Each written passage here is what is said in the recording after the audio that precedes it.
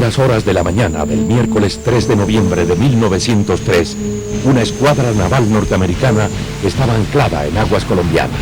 Su propósito, impedir que 550 soldados colombianos desembarcaran de la cañonera Cartagena y así evitar una posible separación de Panamá, según anunciaban insistentes rumores.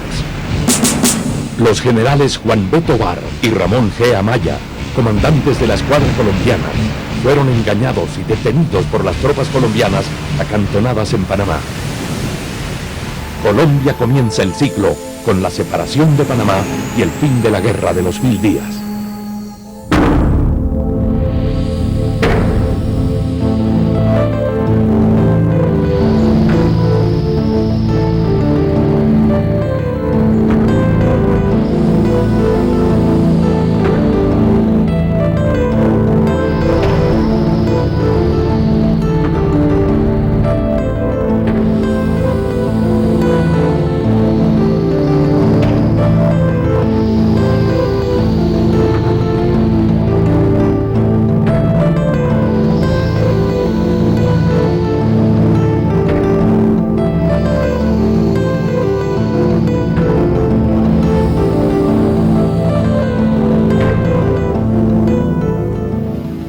Panamá, separada física y mentalmente de la lejana Bogotá, tuvo el acecho permanente de los Estados Unidos, que tenían sobrados intereses estratégicos y económicos y comenzaban a disputar la supremacía mundial a Francia e Inglaterra. Desde la época de Carlos Martínez Silva, embajador de Colombia en Estados Unidos, se advirtió al gobierno colombiano que había movimientos para llevarse Estados Unidos a Panamá. Lo vuelve a manifestar José Vicente Concha, lo escribe otra vez Tomás Herrán.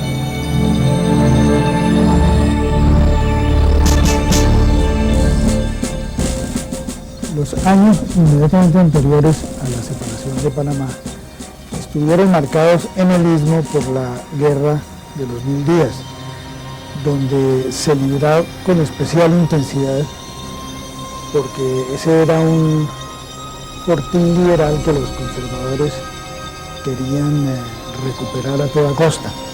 Y está el ojo vigilante de los Estados Unidos, cuyo interés por el Istmo y sobre todo por el Canal de Panamá que ansiaban construir desde hacía más de un siglo. Ya en 1826, los gobernantes estadounidenses habían mostrado interés en construir un canal interoceánico. Poco antes, Inglaterra y Francia habían manifestado su intención de construir un ferrocarril.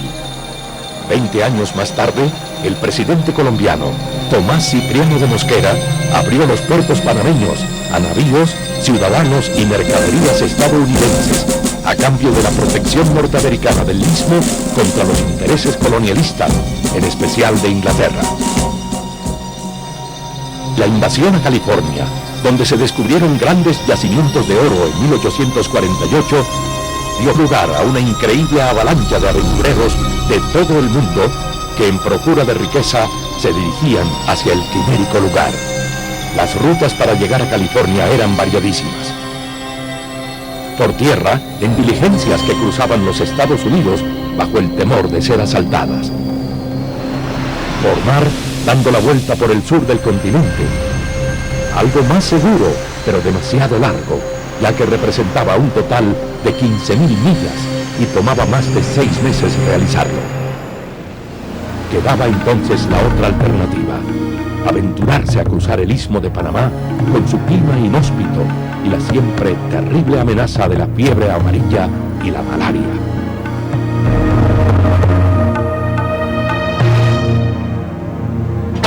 Finalmente, en 1850, una compañía norteamericana recibió del gobierno colombiano la concesión para construir el ferrocarril de Panamá. Esta concesión incluyó innumerables prebendas, entre ellas los derechos exclusivos para la vía férrea, navegar el río Chagres, usar puertos, así como la cesión de los terrenos necesarios para construir almacenes y estaciones, el derecho a posesión de tierras baldías, la cesión a perpetuidad de 100.000 fanegadas en las provincias de Panamá y Veraguas y la libre importación de todos los materiales para la obra. La construcción del ferrocarril se inició con trabajadores de Colombia, Jamaica, Granada y Estados Unidos, a los cuales se sumaron posteriormente ciudadanos de China, India, Francia e Irlanda. La lucha era ardua y la mortalidad alta. Más de 10.000 hombres murieron durante la construcción. Sin embargo, se decide enviar trabajadores al lado opuesto y seguir con las obras en ambas direcciones. El 27 de enero de 1855, los rieles se encontraron y por fin el primer ferrocarril transcontinental del mundo había llegado a su conclusión. En Panamá la vía era de una gran prosperidad. El Istmo, el ferrocarril, le producía al gobierno colombiano unos buenos dividendos. Y los panameños, el pueblo panameño, no era muy partidario de la separación.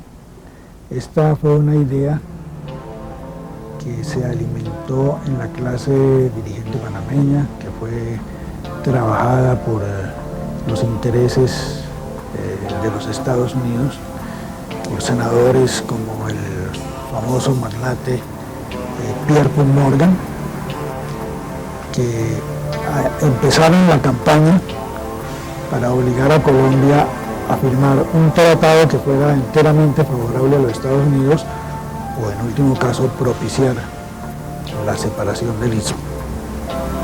Construido el ferrocarril de Panamá y descubierto el oro de California en plena bonanza, las autoridades de la Nueva Granada, hoy Colombia, vieron pasar por su territorio en ese entonces un verdadero enjambre de aventureros y forajidos sedientos de riqueza, miserables en el viaje hacia el oeste, pero bien recompensados a su regreso. Desde un comienzo, la cantidad de viajeros superó la capacidad de la vía, así que la compañía impuso tarifas exageradas para convertir el ferrocarril de Panamá en el más rentable del mundo. Para esta época, no podía ser más turbulenta la situación en el Istmo, lo que dio pie al ingreso de soldados estadounidenses para proteger su ferrocarril y sus ciudadanos. Cuando en 1869 Fernando de Lesseps terminó la construcción del Canal de Suez, creció el interés por construir el Canal de Panamá. Con la fama de Fernando de Lesseps como constructor, se funda la Compagnie Universelle du Canal Interoceanique de Panamá, la cual en su primera emisión de bonos recaudó 300 millones de francos. El prestigio de Lesseps era la causa de este entusiasmo, pero al gobierno estadounidense no le gustaba la idea de un canal francés, como tampoco a la prensa norteamericana, que acuñó el lema «Hay que detener a de Lesseps». Como si obedecieran instrucciones del norte, las lluvias tropicales, las crecidas del río Chagres y el paludismo causaron la muerte de gran cantidad de obreros traídos de todo el mundo. Corría la noticia de que los trabajadores morían como moscas. Pronto se agotó el presupuesto. Los inversionistas empezaron a pensar que algo raro sucedía en Panamá. Sin embargo, los franceses seguían comprando los bonos por puro nacionalismo.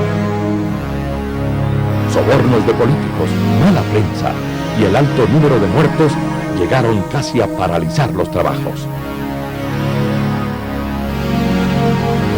La compañía principió a fracasar. Fue un verdadero escándalo, es lo que se llama el Petit Panamá.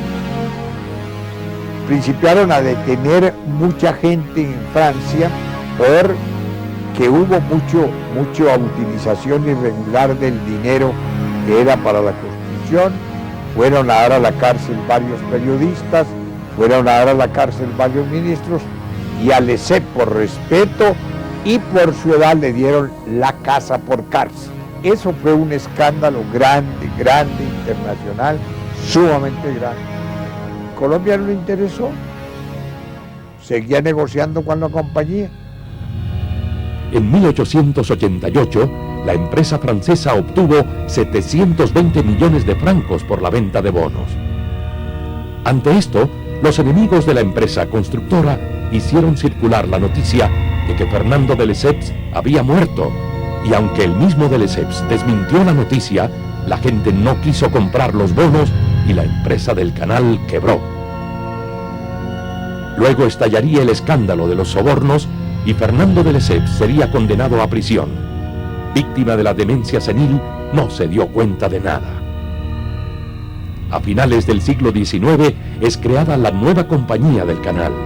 Su objeto, vender la brecha abierta y la maquinaria que el trópico había convertido en chatarra. Pero pasó algo más grave. Dentro de ese proceso viene la reforma constitucional de 1886. Panamá era un estado soberano, como era un estado soberano en Antioquia, como era un estado soberano en Magdalena, como era un estado soberano en el Cauca Grande, como era un estado soberano en los Santanderes, etc. Eran 9 estados en el país y uno de esos estados era Panamá. En cambio, en la reforma constitucional de 1886 hay un artículo que dice don José María Samper que es una afrenta a cualquier país, eliminan el estado soberano y lo vuelven, el estado dependerá de una oficina en la presidencia de la República y le quitan toda categoría a Panamá. Ello revivió los intereses segregacionistas y el enfrentamiento civil entre conservadores y liberales. La llamada Guerra de los 1000 días, que dejó 100.000 muertos, fue la culminación de 21 guerras civiles que ocurrieron entre 1830 y 1903. Los directivos de la nueva compañía del canal, aprovechando estos vientos de guerra, obtuvieron una prórroga de 10 años más en la concesión hasta 1910. El enfrentamiento entre el presidente Manuel Antonio San Clemente y el vicepresidente José Manuel Marroquín propició un golpe de Estado y la prórroga de la Guerra de los 1000 días. Panamá fue uno de los escenarios más sangrientos, como también el último reducto liberal. El gobierno de Marroquín celebró un pacto secreto con Estados Unidos, mediante el cual se comprometía a aprobar el Tratado del Canal. Obedeciendo a los intereses de los inversionistas en Panamá, el Congreso de Estados Unidos aprobó la construcción del Canal de Panamá. Así, el 20 de septiembre de 1901, el presidente colombiano, José Manuel Marroquín, le pidió a su embajador en los Estados Unidos solicitar a ese país el envío de tropas a Panamá para proteger el ferrocarril. Pero ya los marines estaban en el istmo. La guerra continuó por 2 años más, al cabo de los cuales ninguno de los dos bandos podía declararse vencedor, pero ambos estaban agotados. El general Benjamín Herrera y el general Rafael Uribe decidieron que no podía continuar esa mortandad en que estaban sumidos y que era necesario hacer la paz. Los Estados Unidos habían colocado en Panamá su flota de guerra, para intervenir en caso de que vieran que había peligro, que el istmo se perdiera o perdieran ellos el control sobre el istmo. Y en esas condiciones el almirante O'Casey ofreció el vapor Wisconsin para que, como terreno neutral, para que se firmara el Tratado Definitivo de Paz. Pero el ofrecimiento del vapor obedeció no tanto al interés de los Estados Unidos de que se pusiera final a la guerra, sino de sentar sus reales en Panamá. Por ese entonces, el presidente Marroquín comenzó a regatear la indemnización por la franja del canal, por lo cual el presidente estadounidense Theodore Roosevelt se declaró extorsionado. Sin embargo, aumentó la oferta y el 23 de enero de 1903, Colombia firmó el tratado para la construcción de un canal interoceánico. En Colombia se armó una discusión sobre la soberanía en la zona del canal, lo que puso frenético al presidente Roosevelt. El embajador norteamericano en Colombia, Arturo Dobré, envió un mensaje intimidatorio a la Cancillería colombiana en el cual amenazaba: nuestro Congreso podría dar pasos que todo amigo de Colombia sentiría con pena si no es aprobado el tratado en el legislativo colombiano. Para completar, el presidente marroquí envió al Senado el tratado sin firmarlo.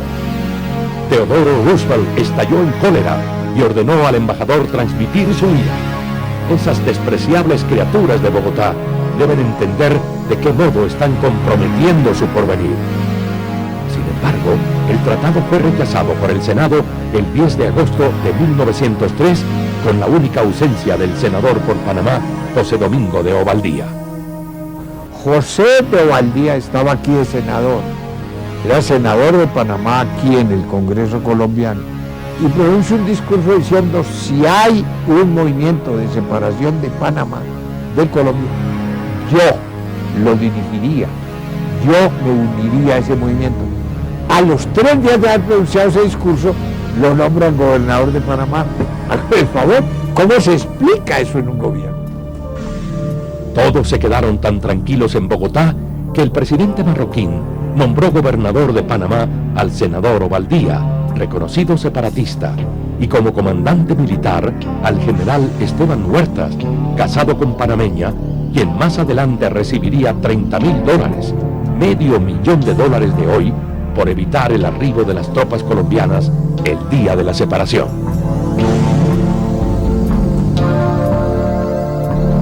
Motivado por la negativa del Congreso colombiano y aconsejado por el francés Philippe Pinot Varilla, antiguo representante de la compañía francesa en la construcción del canal, y supuesto aliado de Colombia, el presidente Roosevelt, con el apoyo de los abogados de la nueva compañía del canal, promovió un levantamiento en Panamá con el fin de separarla de Colombia. Es entonces cuando Manuel Amador Guerrero, ciudadano colombiano, comenzó a formar la Junta de Gobierno que habría de tomar las riendas del poder en Panamá. En septiembre de 1903, todos los habitantes del departamento de Panamá, incluidos el gobernador y el comandante militar, sabían que se estaba fraguando una revuelta separatista. En Bogotá apenas comenzaban a sospecharlo, y para evitar sorpresas, el presidente José Manuel Marroquín nombró como nuevo comandante militar en el Istmo al general Juan B. Tovar, quien debería viajar en el navío Cartagena con 500 hombres del batallón Tiradores. Para el general Tovar era una operación de rutina, tanto que se quedó un mes en Barranquilla luego de su nombramiento. Tal vez el general conocía algo de historia y sabía que no era el primer amago de separación. Es que el descuido sobre lo de Panamá es total, es una vergüenza, es una vergüenza. Por todos los lados atropellaba a Colombia el destino de Panamá. ¿Eso por qué? Eso tiene una explicación sumamente clara. Primero, no eran católicos totalmente todos, uno. Y el catolicismo aquí era religión obligatoria y el clero tenía una gran influencia sobre el gobierno, sobre las determinaciones administrativas y sobre las determinaciones políticas. Dos, el 85% era liberal de la población panameña. Entonces no le interesaba a la regeneración un departamento tan importante con una votación tan numerosa que tuviera un gran desarrollo. Finalmente, el 3 de noviembre llegaron a Colón, por una parte el acorazado Nashville de la Marina de Estados Unidos y por la otra el Cartagena de la Marina colombiana, a bordo del cual venían los generales Tovar y Amaya a cargo del batallón Tiradores. La situación se tornó sumamente grave, pues si el batallón Tiradores alcanzaba a la ciudad de Panamá, el movimiento separatista se frustraría, de manera que el superintendente de la compañía del ferrocarril, J.R. Scheller, al tanto de lo que acontecía, ideó un plan muy hábil. Le hizo saber a los generales colombianos que no disponía de suficientes vagones para transportar a todos los efectivos, pero les propuso conducirlos a ellos de inmediato a la capital, con la promesa de que más tarde, ese mismo día, trasladaría el grueso de la tropa. Así logró retener en Colón al batallón Tiradores, aislándolo de sus jefes. Una vez en Panamá, fueron tomados prisioneros por el general colombiano Esteban Huertas, comandante del batallón Colombia. Todos habían sido sobornados. Sin pérdida de tiempo, esa misma noche, el Consejo Municipal de la Ciudad de Panamá se reunió y proclamó su adhesión a la causa separatista, al tiempo que convocó un cabildo abierto para el día siguiente. El día 4 se declaró solemnemente la separación de Panamá de Colombia y se encomendó la gestión de gobierno a una junta provisional integrada por José Agustín Arango, Federico Boyd y Tomás Arias.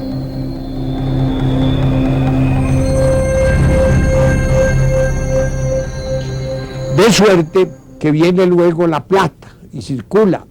Al primer gobernador le dieron mucha plata, ¿no? Y viene un acuerdo sumamente grande con J.P. Gorman, con Edward Simons, con James Sullivan, con Isaac Seliman, con Douglas Robinson y otros desean comprar ciertas acciones del capital social de la Compañía Nouvelle del Canal de Panamá. Entonces, para poder entrar esa plata, firman este memorándum, un memorándum horrendo. Todo eso manejado ¿por quién? Por Bruno Varilla, que era un francés, que era parte de las negociaciones de la compañía francesa, y por Cromwell. Cromwell era un abogado muy importante, tenía mucha conexión con el Departamento de Estado, había sido abogado de Colombia, abogado de la embajada, era el abogado de la embajada, y era el que estaba haciendo toda la trama para quedarse Estados Unidos con Panamá, y era el que hacía los enlaces con los panameños. Entonces se firma este documento en el cual dice, vamos a comprar acciones, y principian a entregarle acciones a todo mundo. En esa primera operación se gastaron un poco más de 10 millones de dólares, que en esa época era una cosa monstruosa. Y luego, en el memorándum, todos estos del memorándum aparecen. Mr. Jung recibe $385,000. El señor Galefis, que es Amador, esa era la plata para Amador, que fue el primer gobernador de Panamá, le dan $750,000 por primera vez. Al señor Cromwell, el abogado, que ha sido abogado del consulado de la embajada nuestra, le dan $1.333.333. Al señor Gil, $170,000. A Pirkes, $233,000 y a Saterle, $200,000. Entretanto, en la ciudad de Colón, el movimiento atravesaba serias dificultades. El coronel Eliseo Torres, encargado del batallón Tiradores, amenazó con incendiar la ciudad y ejecutar a todos los estadounidenses si no se ponía en libertad a los generales Tovar y Amaya. Sin embargo, al día siguiente, el coronel Torres aceptó un soborno y zarpó rumbo a Cartagena. De esta manera, se selló la separación de Panamá. J.P. Morgan, conocido banquero y especulador bursátil, procedió a utilizar la prórroga concedida por Colombia a la compañía francesa y compró las acciones de esta por la suma de $3,5 millones, para revenderla luego al gobierno norteamericano por $40 millones. El 6 de noviembre de 1903, Estados Unidos reconoció a la nueva república, cuando su cónsul en Panamá fue autorizado para establecer relaciones diplomáticas con el nuevo gobierno. 3 días más tarde, Francia se sumó a este reconocimiento.